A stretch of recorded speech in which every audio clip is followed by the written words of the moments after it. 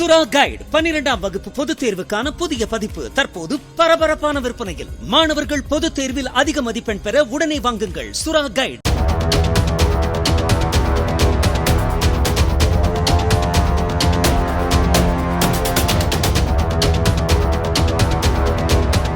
சபரிமலை ஐயப்பன் கோயிலில் தரிசனம் முடித்துவிட்டு திரும்பிக் கொண்டிருந்த போது திருவண்ணாமலையை சேர்ந்த பக்தர்களின் வேன் கவிழ்ந்த விபத்தில் 3 வயது சிறுவன் உயிரிழந்தான்.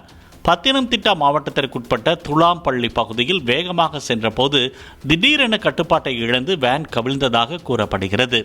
இந்த விபத்தில் காயமடைந்த 5 பேரை அப்பகுதி மக்கள் மீட்டு அருகில் உள்ள மருத்துவமனையில் அனுமதித்துள்ளனர்.